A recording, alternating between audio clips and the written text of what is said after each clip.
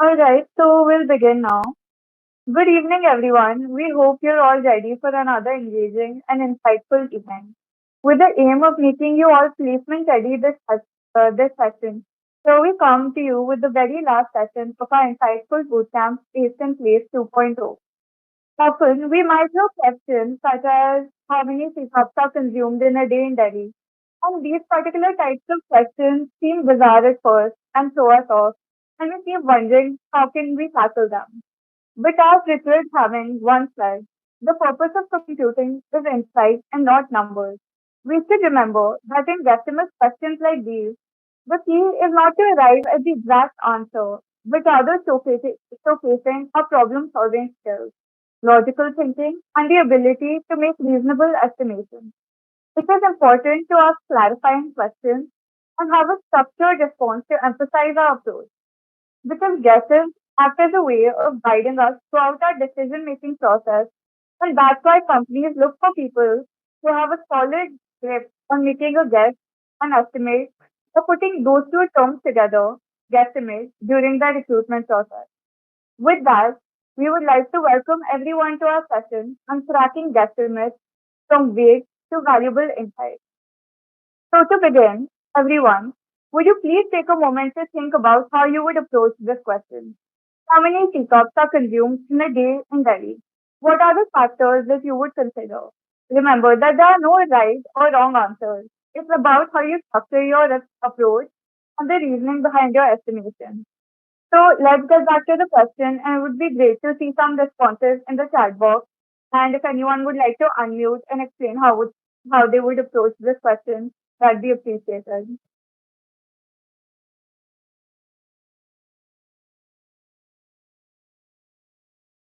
You can write the factors that you would think would be relevant in the chat box.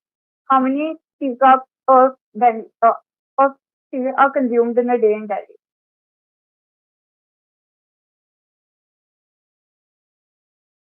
Come on, guys, we are waiting for your responses. You can type anything, the factors that you would consider, like income, we can say. You can write anything.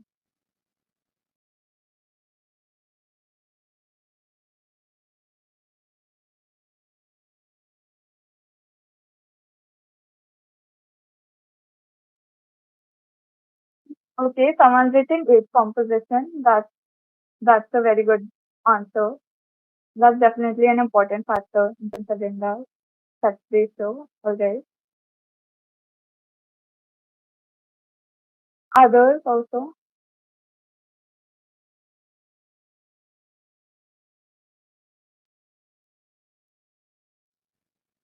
It's So the definitely wonderful to see such brilliant answers coming up. We encourage you to keep engaging as we discuss a variety of guesstimates today throughout our session.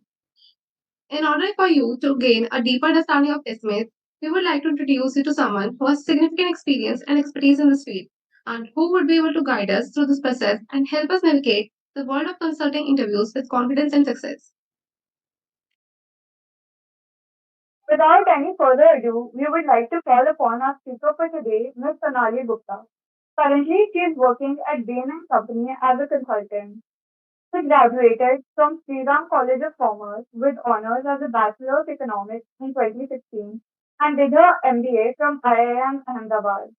She showcases an impressive track record of accomplishments and contributions in past employment engagements, such as Accenture and Indian Oil Corporation Limited.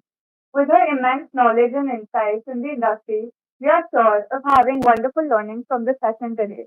We are thrilled to have you here, ma'am. Over to you. Thank you for the wonderful introduction, Ananya and Sneha as well. So first things first, can you guys hear me properly? Someone wrote down that the voice is not clear.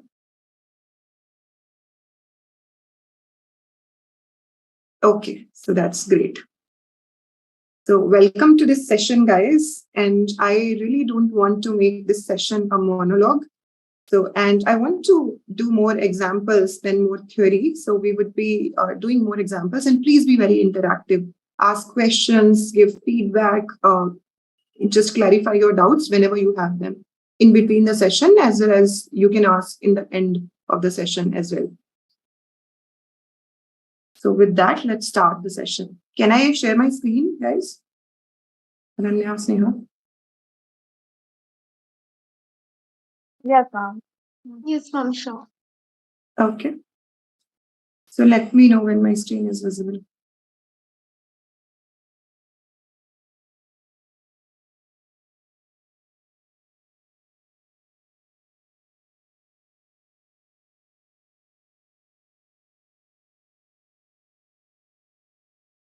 Ma'am, your Yeah, screen is visible now. Yes, ma'am, it's visible. it's visible. Okay. Yes. So before starting, would anyone like to just tell me what is a guesstimate? What is the meaning of guesstimate? Everything else comes later. Any answers? Anyone wants to speak up? No, we should have kept some prizes for speaking up, I guess.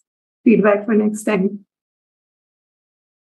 Okay. So guesstimate is simply just take a guess and make some calculations to arrive at an answer. Your question can be anything in the world. How many red pens are used in a day in Delhi? How many cars are there in Germany?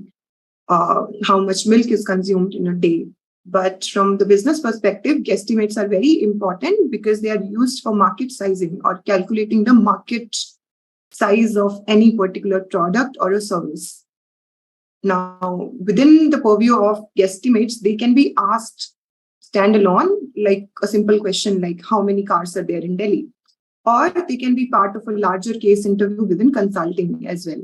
So in my experience, at least at the undergrad level, we tend to ask guesstimates directly, but sometimes we prepare to be asked within a larger set of interview as well. Now, why this focus on guesstimates and why are we keeping this session at all? Because guesstimates are extremely important within interviews. So I guess most of the people would know about consulting guesstimates, but nowadays guesstimates are asked directly or indirectly as a part of a larger case interview within different kind of roles as well. It can be general management, analytics, marketing, product management as well. And of course, consulting, we've been asking guesstimates forever in consulting. And the purpose of asking guesstimates is to check the logical thinking or problem solving skills of the candidates. Now, strong mental math and everything, I would say not that important. If you are clear about what you are doing, it's not like you need to make very tough calculation in your head. You really don't. And a lot of interviewers nowadays even allow you to share your Excel and do the calculations on Excel. So it's the approach which matters more than the calculation itself. Background knowledge is simply the background knowledge of industry. Now, again, at least at the level of undergrad colleges or placements within undergrad colleges, a lot of background industry knowledge is not required. Whatever you know from your experience or your common sense, basically, that would be good enough for you to solve guesstimates. Now, how do we solve guesstimates? If someone asks you what is the number of cakes that are consumed in a day in India, so I guess if someone doesn't know about guesstimates, the simple answer would be they would take a guess, 1 lakh, 1,000, 1 crores, whatever. But that's not the right way to do guesstimates. Take a step-by-step approach. And the first step is clarify the problem statement. A lot of people struggle at this stage. For example, just a simple example, within a virtual interview, like Sneha, I don't know, Sneha asked a question, how many, or in any interview, any question can be asked, how many cards are there or how many cakes are consumed, and you couldn't hear the question properly and you are sort of conscious about clarifying it again. Don't be hesitant about clarifying the problem statement. And sometimes problem statements are vague just to ensure that candidates are able to clarify the problem statement. So make sure to clarify the problem statement. Do not proceed without understanding the question. Second, devise a logical approach. Logical approach is nothing but think in your head, how would you go about solving this problem? Typically, in guesstimates, there are two approaches to solve any problem. Top-down approach and bottom-up approach. Top-down is simply you start from the highest level of the metric. In this case, which would be population in most cases. So let's say how many cars are there in Delhi.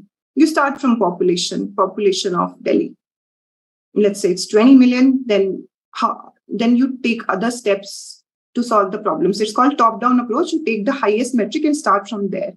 Another way to solve any problem is the bottom-up solution, wherein you start from the smallest of metric and add different levers. For example, what is the revenue of let's say, a cinema hall? No, what is the revenue of all the cinema halls in Delhi? So you start from every single cinema hall and what are the factors that would contribute to its revenue and all of that, and add that to arrive at an answer. It's called bottom-up approach.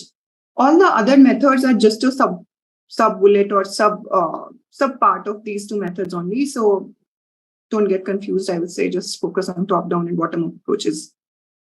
Then third, just think about 2-3 steps into the problem. What is the first step you would take? You would take the population number. Second step,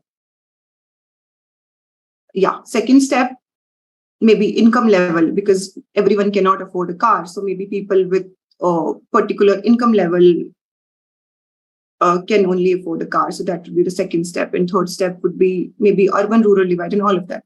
So just think about the problem and think of first 2-3 steps that you would take. That should be enough for you to at least zero down on your approach. In this case, it's very clear that you should be taking a top-down approach. And in 90% of the problems, top-down approach is good enough. And lastly, once you have made your structure, once you have decided on your approach, just lay it down on a paper. I always suggest just write it on a paper. It just gives you more clarity. Take a A4 paper and make some boxes. First population, then 2 more boxes below it, rural, urban, cross down rural. Only urban population is the target segment for cars. Then income, low income, medium income, high income, cross down low income, only medium income and high income. Just lay down the structure on a piece of paper. Do not write any numbers at this point of time. Once you have laid down your structure, and at every stage of the guesstimates, just do not write, just keep communicating with your interviewer. For example, I'm taking the population of Delhi to start with. Just convey it to the interviewer. Then just tell them, second step would be to see the urban population only. Third step would be just to see the people with higher or middle income, and just go on like this. Once you have laid down your structure and once interviewer is aligned, put down the numbers and then make the calculation. A lot of candidates put down the numbers at every step. Then you have a very high chance of making a calculation mistake. I hope this is not too much theory. I do not want to get into too much theory. So after one page, we'll just start with the examples.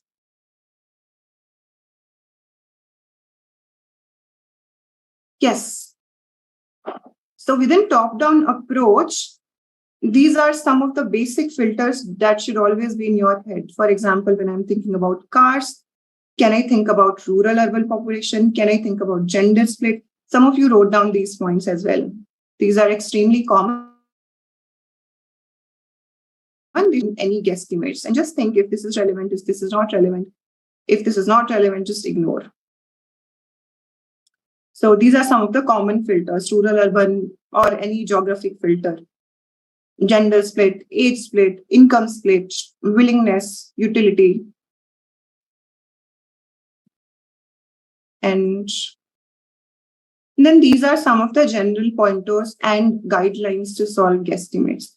First point, again, reiterating the same point, understand the problem statement and clarify if you need to. It's okay even if you need to ask 5 questions to clarify that problem. Ask those 5 questions rather than being unclear about your problem. Second, Pareto Principle. Some of you might know in life or in anything in general, 20% of the efforts make 80% of the impact. Here as well, you just don't try to boil the ocean or solve everything with very detailed answer. Guesstimate is a very high-level problem statement. You don't need to get in a lot of details. My suggestion is always to simplify. There is an optimum solution where you take the optimum number of details. There is a very highly simplified solution, and then there is an overcomplicated solution.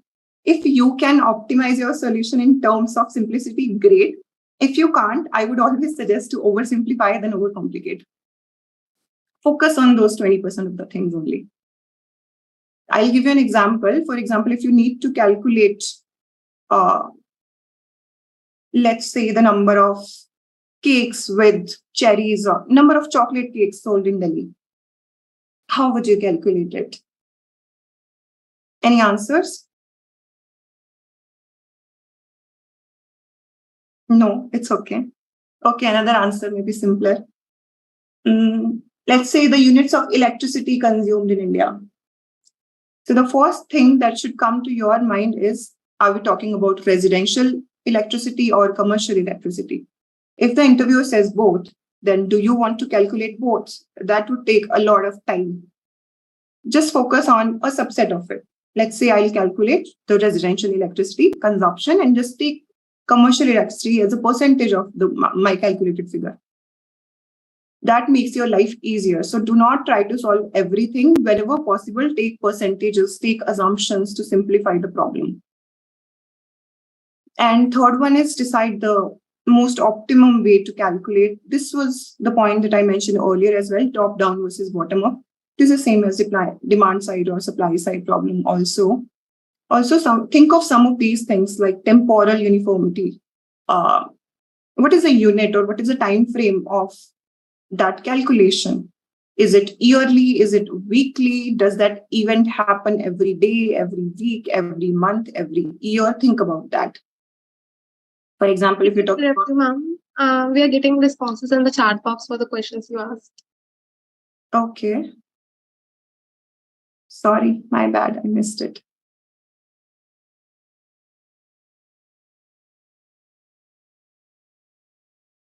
Yeah, those are some great answers. You guys are right. We'll start with population and take different filters like income groups, number of households, rural, urban.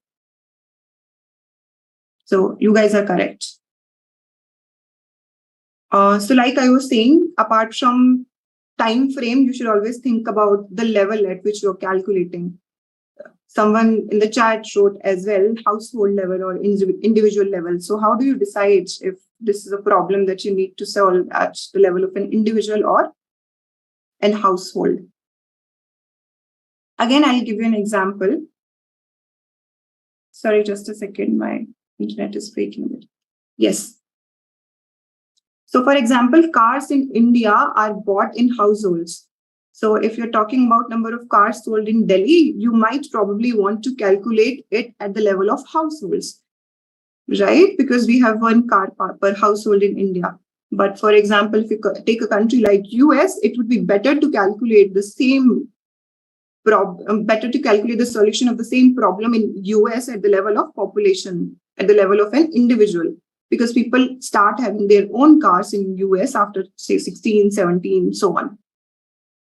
So always think about the context of the problem and does that need to be solved at the level of household or problem or population. Third is sometimes there are some bottlenecks in problems or a deciding factor on which the entire problem depends. For example, if you want to find out the number of airplanes landing in India in a single day, so what is the biggest bottleneck in terms of landing? Any guesses? When a plane lands, what is the thing that can restrict that landing? I'm sure it would have happened to some of you.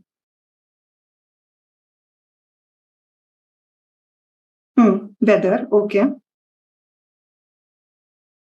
More than that, let's say weather is fine. Runway. So if the runway is not free, sometimes your plane doesn't really land. It keeps going on and it doesn't really reach the destination. So availability of runway is one bottleneck. Weather can be another, but it's a qualitative factor, so maybe difficult to calculate. And there was a question on permission to lending. Yes. Is it okay to assume a percentage for commercial after we've calculated for residential? What if there is no correlation? Yes, sometimes there is no correlation. Take an assumption in those cases, I would say. And check with your interviewer if they are okay with you taking a percentage of that. If they are not okay, then think of proper approaches to calculate commercial as well.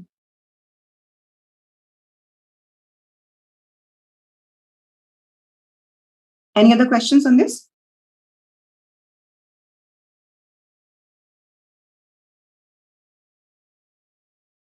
Okay. And simplify the data. I was saying this before as well. Simplify the problem, simplify the data. Whenever you are doing any calculation, let's say Delhi's population is 22 million now, but don't take it 22 million, take it 20 million, doesn't matter. Take the nearest round figure. If the figure in your head is, let's say, 63, take 70. 44, take 50. Simplify the numbers. Take the numbers which are closest to round numbers so that your calculation becomes easier later on. And just convey this fact to your interviewer that I'm taking 50, although I think it should be closer to 44.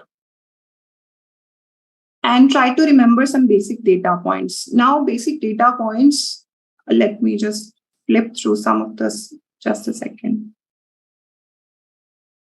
Basic data points are things like the level of number of people living in India, or income split, or urban-rural split, the things that I talked about in filters. You should have a very basic idea of those filters. Yeah. For example, if you see this data sheet, this data is a little old, so it might not be 100% correct, but take these numbers as an approximation. So remember the basic population split in your head. In India, for example, rural urban is 70 to 30%. 60 to 40 is also fine, but don't take it like 50-50. Everyone knows that rural population is way more in India than urban, right? And same for age split. India's median population is about 24 years. So about 50% of population in India is very, very young, less than 25 years. So whenever you are thinking of solving any problem, thinking of calculating market size for any product for which the target segment is younger population, that 50% is already eliminated if you know the age split. Similarly, gender split or income level split, just keep these figures in your head. And I'm okay with you taking a screenshot of this, although a lot of it is publicly available.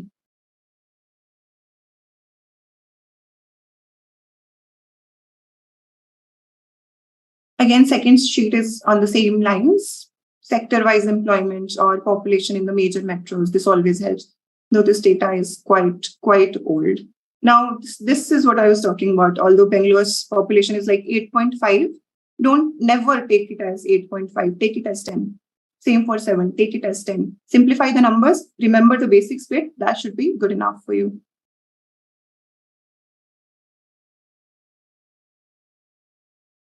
I'll share the previous screen again.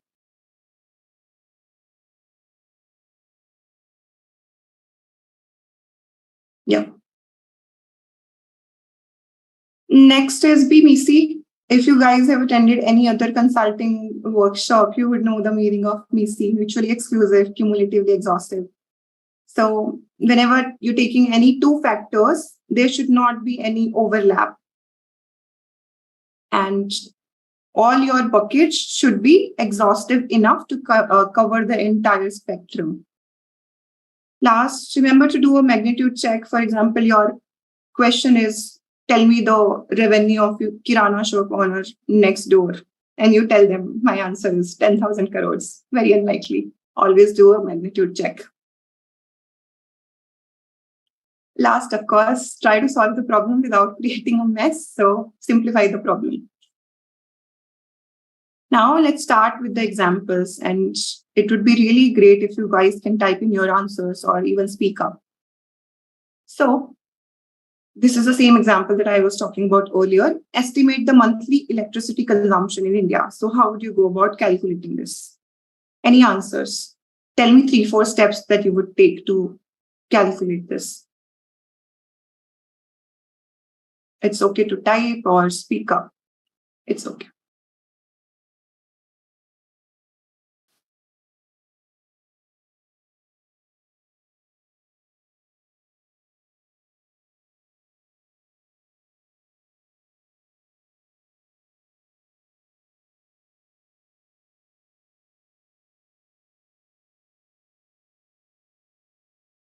Yeah, good answers coming in.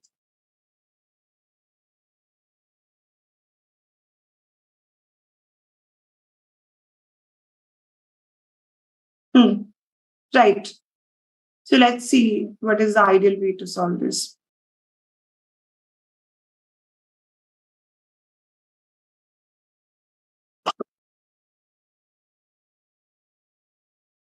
So this is how I always prefer to do it. This is what I was talking about. Take a plain sheet of paper. Let's say this question is given to you. Estimate the monthly electricity consumption in India. You make your notes on the left part of it. If the question is not clear, you just ask the clarifying questions or note down whatever points that come to your mind. Then the approach. Let's say you have finalized that you're going to take top-down approach in this case. So electricity consumption in India, it can be residential and commercial as well. So in this case, we are taking residential. Then the first filter, like you guys rightly mentioned, should be a population filter, urban population or rural population. The both of them use electricity, but the magnitude of usage would be quite different in rural and urban households. Next step, this is not a problem we solve at the level of population. This is at the level of households because electricity bill comes to us houses for a house, not to an individual.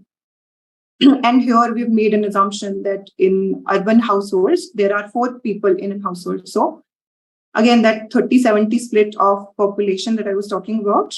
So if we are taking population to be 1000K, then urban population would be 300 and rural would be 700. And if you have 4 people in household, it would be 300 divided by 4, which is 75.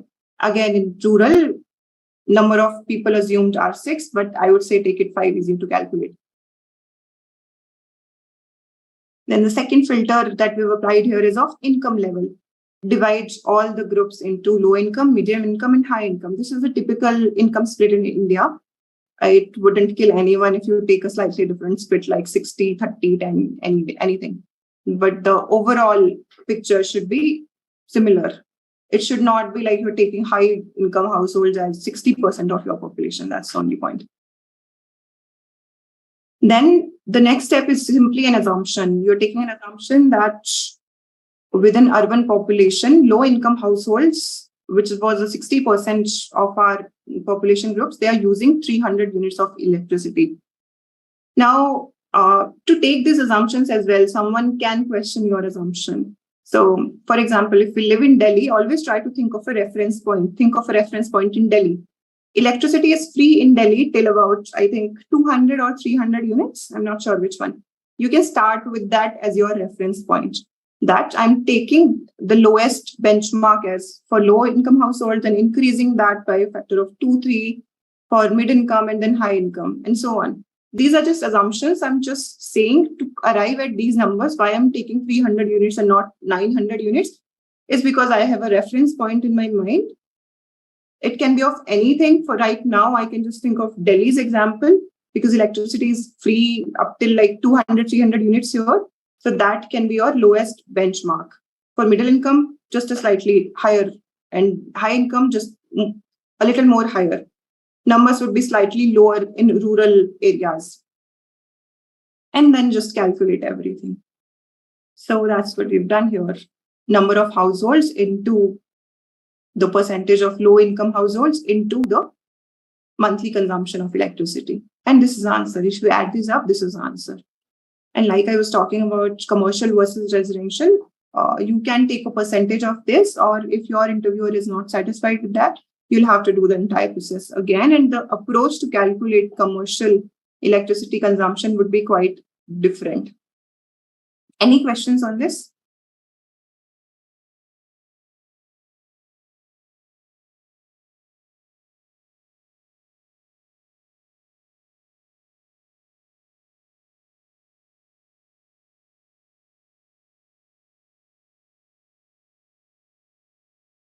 Okay.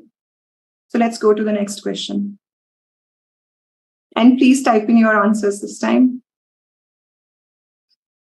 This is a bottom-up problem. So estimate the annual revenue of a multiplex. Think of something like PVR. How would you calculate it?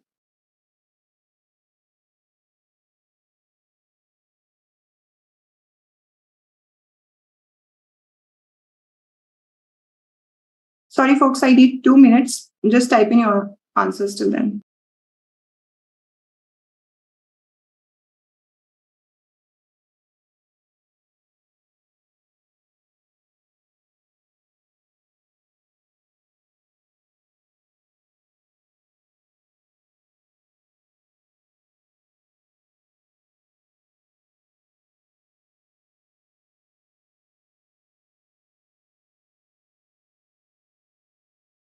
Come on, guys, keep answering.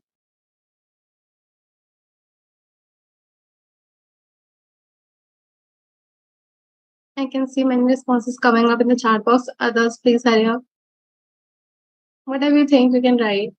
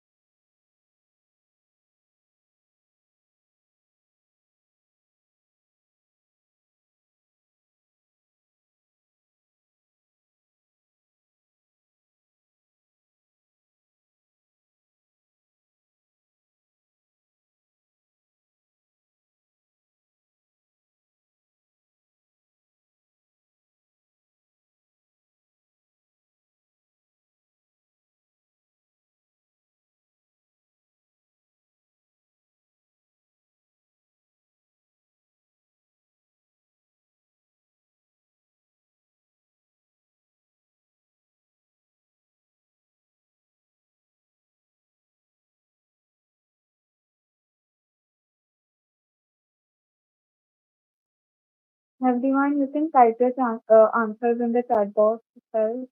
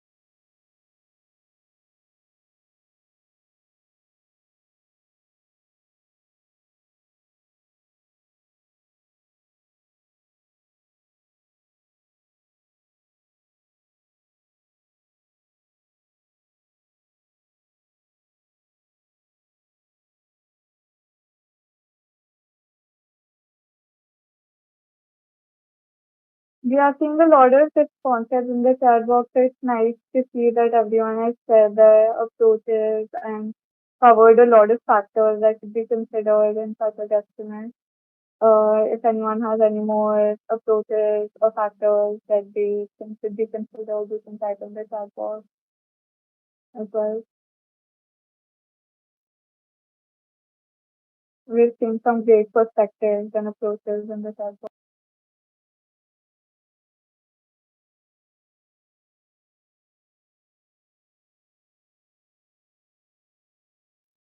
Okay, so we can reach a conclusion by the responses. You guys can keep typing. We can see a brilliant responses coming up. So yeah, keep answering, keep engaging.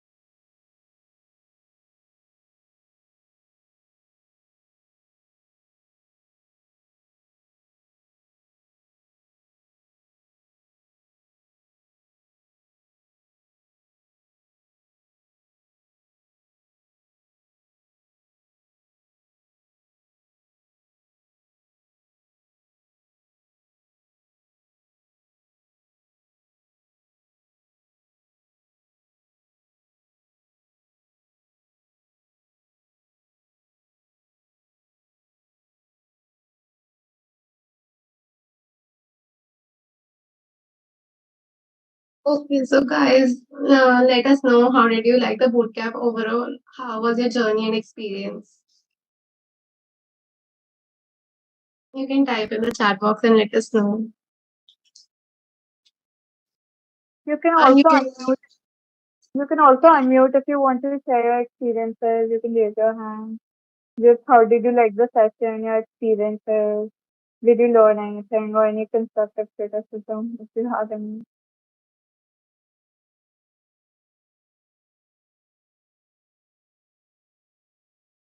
great to hear that, Sejal and Mukund. You can raise your hands too. We will let you unmute then and speak.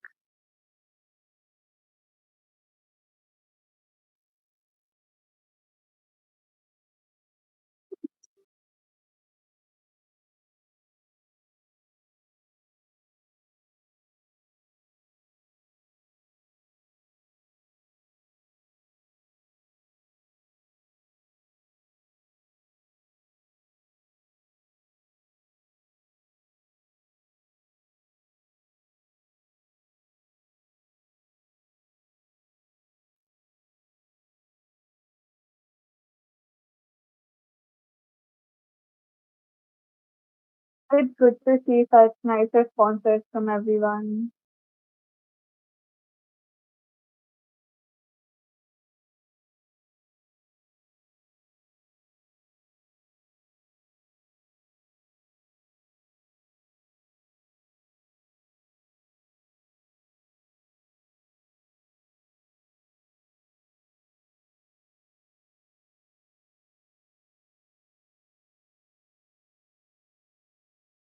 You guys have been a wonderful audience, so it's nice to see such a positive response from everyone.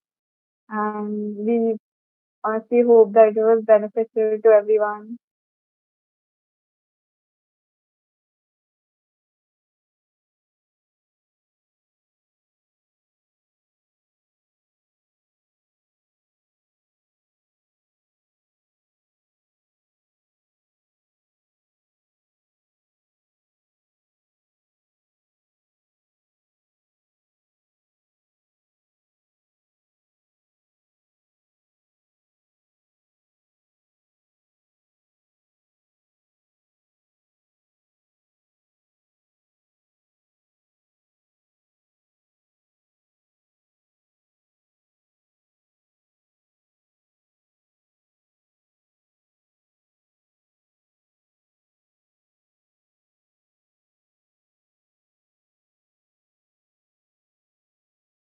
Also, we would love to hear your opinions on the bootcamp. It keeps us motivated to come up with more such initiatives. So you can write anything. And yeah, Liza, good to hear that you got to know more about consulting and you're new to the world of consulting. I hope it was enriching to you and everyone here. So yeah, you can keep writing your response in the chat box.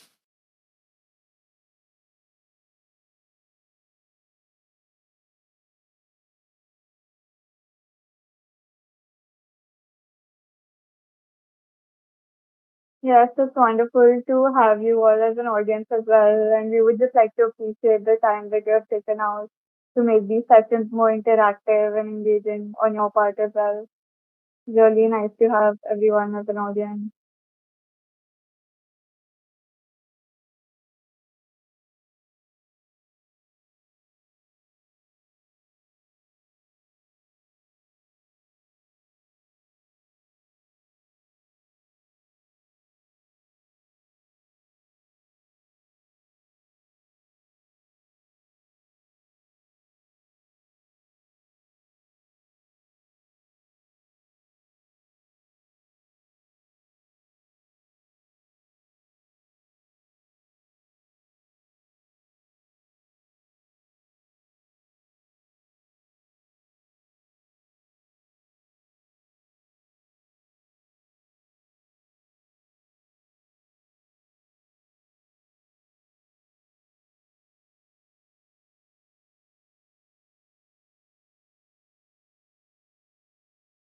Thank you, Yash. Thank you, Nishchay.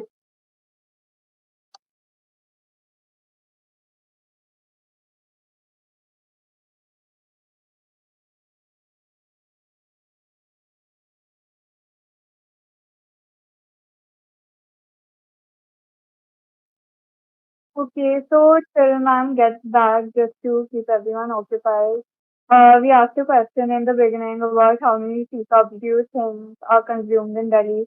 After hearing ma'am's perspectives about the top-down and bottom-up approach, if you would like to renew your answers and tell us what are the factors you would consider and how you would approach that guesstimate. Hi, so sorry, folks. Sorry for the delay. Just this is consult. Client can ping you anytime and you have to respond to them. Anyway, so I see a lot of responses from you.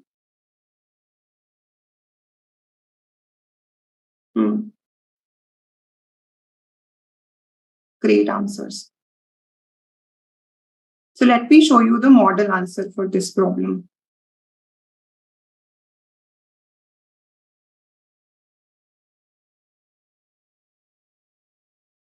So yes, while calculating the revenue streams of any product or any service, just think of the product lineup. So here, if you go to a cinema hall, always think from your own experience. When you go to a cinema hall, what are the things that you think are paid? Ticket sales, of course. Apart from that, food and beverages is a big category that would come to anyone's mind. Then advertising is something that a lot of people might miss. You see those hoardings within cinema halls where the movie ads or posters are there, or before any movie starts, there are advertisements of movies or TV shows, etc. That's the advertisement revenue. And then there is also parking sometimes not. But the major revenue stream in this case would be ticket and food and beverages. So whenever you lay down a structure like this, always ask your interviewer, is it okay to just focus on one income stream, which you think is the biggest one, or do you need to deep dive into all of these? Most likely, they would just say, just focus on this one thing, because we do not have time to go in all of the details. In this case, since we are focusing on ticket sales, again, try to break down the problem in different steps. So how would you calculate the tickets sold? You would need to see the number of shows in a day, number of screens per cinema hall, and then what is the average footfall per show. There's also another way to calculate it. You see the number of shows, number of screens, and then number of seats per show. So typically, let's say there are 100 seats and you just make an assumption, let's say 70% of the seats are filled in a time. So you have the average number of tickets that would be sold in a day. And then you can take out an average price, multiply it by the number of tickets sold, and you would have your answer. You can go into as much depth as you want in these kind of questions or keep it at a high level. So try to think of some of the factors like occupancy rate, etc. Occupancy rate or utilization rate apart from your basic number of XYZ things. So any question on this case or this guesstimate?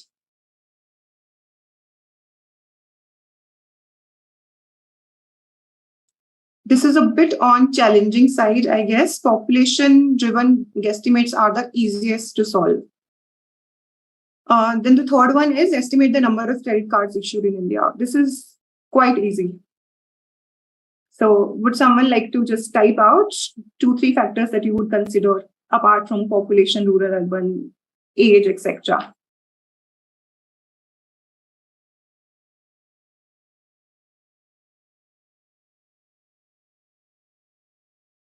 Income division. Yes. Income division, categorizing earning population is extremely important in this case because only people who are earning money would typically have a credit card.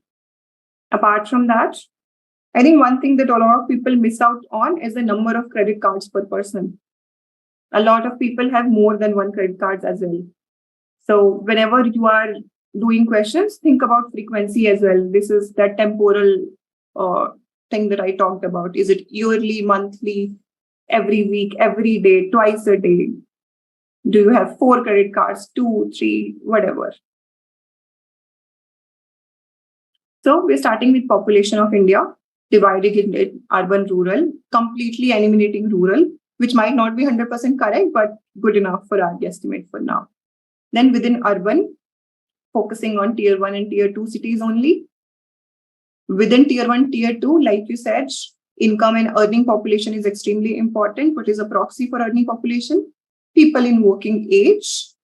People in working age would be more than, let's say, 20 years to 60 years percentage of population within that working age.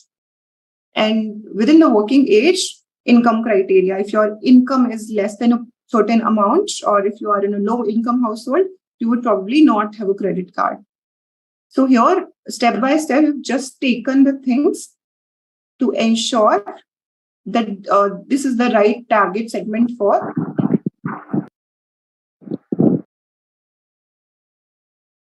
Again, the right table that you see, this is the level of depth that we want to go in. They've taken income distribution 15 to 30,000. You're saying 50% of the population uses this, and they have 0.5 credit cards, which means that 2 in 1 person have a credit card. But you don't need to necessarily go into this level of depth as well. It really depends on, if you can, how much time do you have, or are you even comfortable making this level of calculation? In the spirit of simplifying it, I would simply say take a simple percentage, like 30% of the population is using credit cards and they have 1 credit card on average.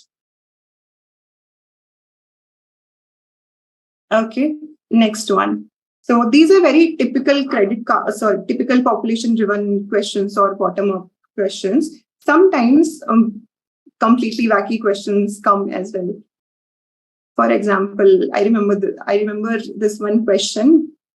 Someone said they really like Korean dramas, quite famous in India right now.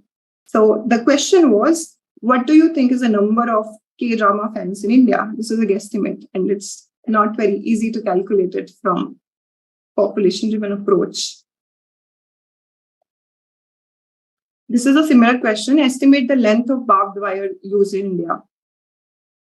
So if you think about population-driven approach or even bottom-up approach, you would not be able to solve it. If you can't think of anything else, just think of usage of that product. Where do you use barbed wire? In the farmland mostly, right? So again, the person has just divided total land of India in 3 categories: farmland, residential, industries. 70%, this is an assumption. Most of it is farmland. And then within farmlands, again, if you remember from social sciences at some point, most of the farmland in India is quite fragmented. So you would have small farms, medium farms, and large size farms. And within the parameter, if we use barbed wire, what is the length of barbed wire that we would be using? So again, this is all very assumption driven. The assumption is typical land size is 30 into 30 for small size, and for medium size, it's 50 into 50, large 100 into 100, and all of that.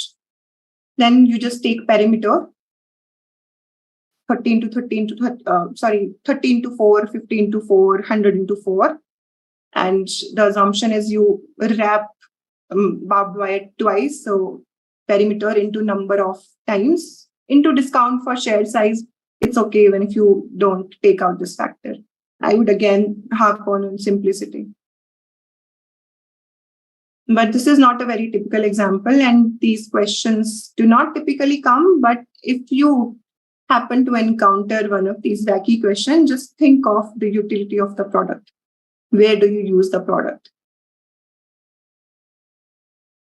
Again, this is an atypical example. What is the value of coffin makers business in Ahmedabad?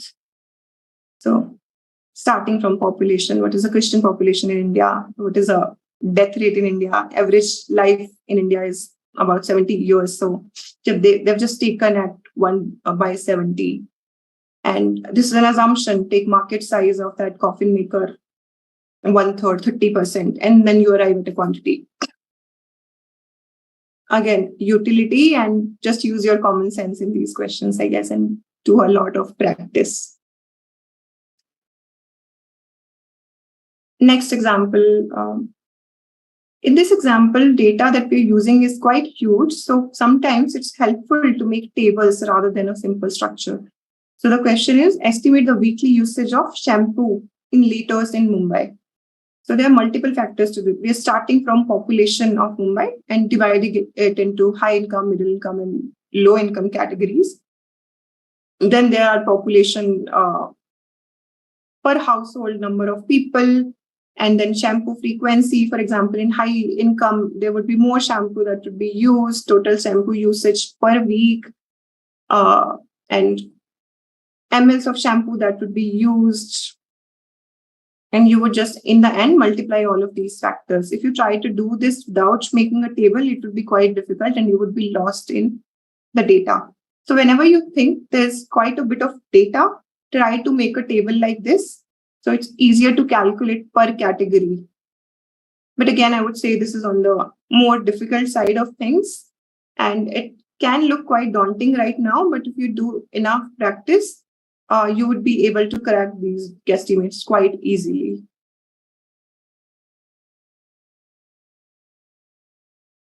I'll not really go into details of this one, but this is an extremely difficult guesstimate. Again, the way to solve these is just do practice. Just pick up any casebook. Every college nowadays publishes casebooks and there are guesstimates there. Just read the question, try to solve it on a piece of paper by yourself and see the model answer, see what could have been better. That's how you would learn rather than reading anything. So I don't really have more examples, so I'm really up for questions. So ask any questions if you have any questions. But before that, I would again reiterate on 2-3 points. Be very clear about your question. Do not solve the wrong question. Take assumptions, but clarify them with your interviewer. Communicate really well. Whatever you are thinking, just communicate it. You are writing a number because you're thinking something in your head. Communicate that well. Third, simplify the problem. Simplify the numbers. Simplify the steps. You do not really have to take 40 steps to solve a problem just to look cool or just to show that you know your stuff really well. In most cases, it is possible to solve any problem in 5-6 steps maximum. So do not try to complicate it. Any questions, guys?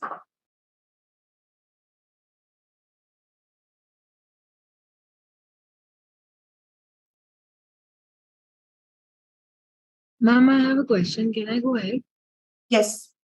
Ma'am, I wanted to ask that what is the average time that any student should take to finish the guesstimate from start to end?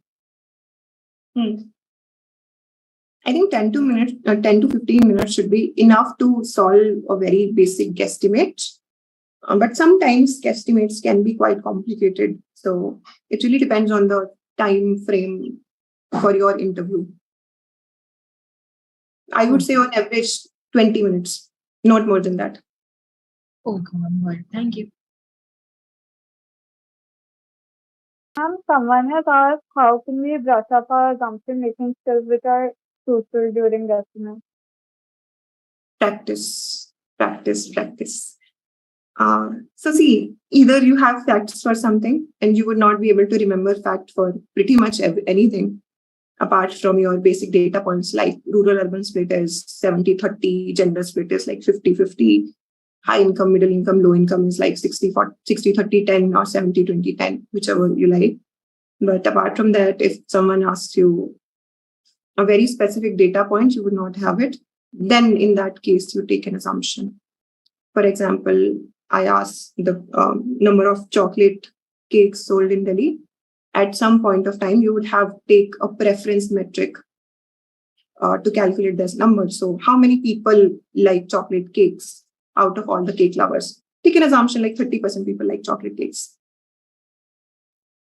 So, ma'am, we are also live streaming our session on YouTube. So we have got a question there that is sometimes during the interview, we might not have the data, for example, a number of Mumbai's population. Then what shall we do? Okay, so I would say always, first thing, brush up your numbers, basic numbers, at least the data sheets that I shared. You guys can also share that with the team. So have these population numbers, etc., in your mind. But if you still don't have those numbers, take an assumption again in the round numbers, 100, 10, something like that. Okay, ma'am. So we have another question that what if we are completely clueless about the industry or segment that they gave us the question in? Like we don't know anything about that industry or segment. Like what should our approach be in that case? I would say ask clarifying questions. Ask the interviewer about the industry in the first instance. For example, someone gave you a guesstimate on auto industry and you have no idea how auto industry works. So ask them some clarifying questions, right? Can be anything about on supply chain, how this industry works. Tell them I do not know about this industry. That's completely okay. They would give you a basic brief of the industry. Or they would even change the guesstimate in some cases. That's completely fine. Someone has asked if it gives off a bad impression when we assume a number that the interviewer does not resonate with and expect us to answer. Sorry, your voice is not clear. Let me repeat it for you. Does it give a bad impression when we assume a number which might not resonate with what the interviewer expects us to answer? Or like when we're asking too many clarifying questions, they may know that we are completely clueless and we are not prepared. So does it give a bad impression? No, guesstimates are always about your approach rather than your knowledge. It's not a finance interview where you need to know your formulas, your numbers really well. It's a general problem solving exercise. It has nothing to do with industry knowledge. But it doesn't definitely hurt to know your industries as well. So if you have time, again, a lot of B-School casebooks have industry primers within the casebook. For example, IIM Ahmedabad has a very, very nice industry casebook on their consulting page on LinkedIn. Just see the industry reports, just one pager industry report. Just go through them in 1-2 days. That would be really helpful for you. Okay, ma'am. So we have a question by Chavi that what should one do if we get stuck in between while solving a guesstimate and we don't know how to proceed further? In that case, I would say ask for interviewer's help. If let's say you are on the third step and you have calculated some buckets, etc., and you do not know what to do next, just ask them, can you just tell me how to proceed?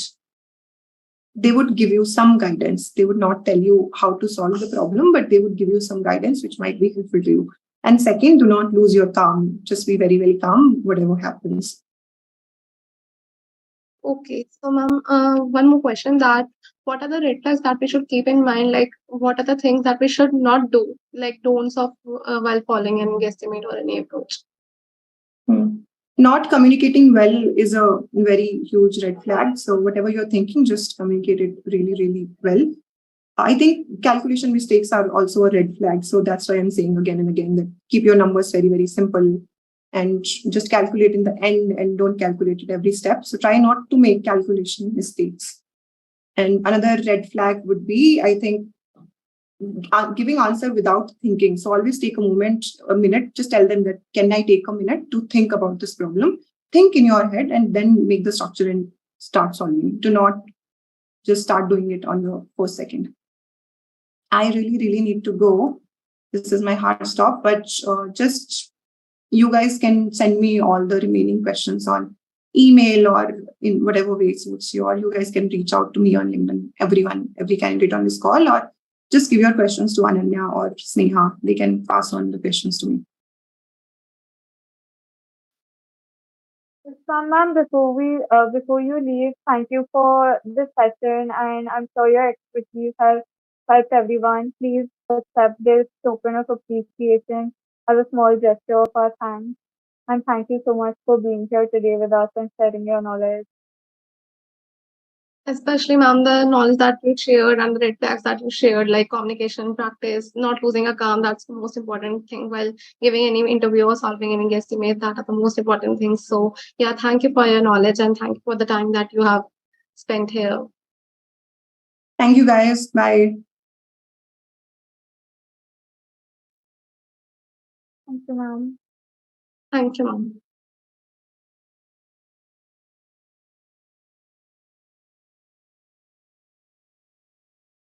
Okay, so before ending, we hope that you liked all the previous sessions and they were beneficial to you. We would love to hear from you, your learning experiences. Some of you have already shared your feedbacks, but we would love to hear the things that you like, particularly in those sessions, and what are your learnings that you're taking from here. So you can, like, that inspires us a lot to keep organize such events in future. So you can keep writing some things in chat box, or if you can unmute and tell us.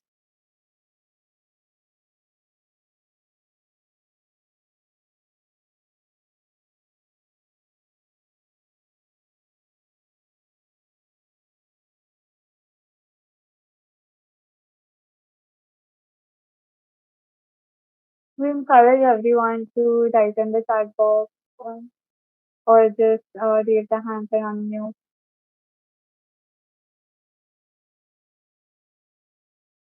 Thank you, Sejal.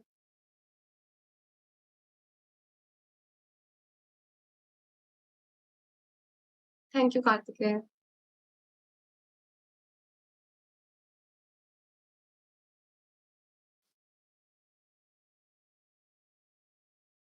Okay, so you can write your feedbacks in the chat, in the feedback form too. That will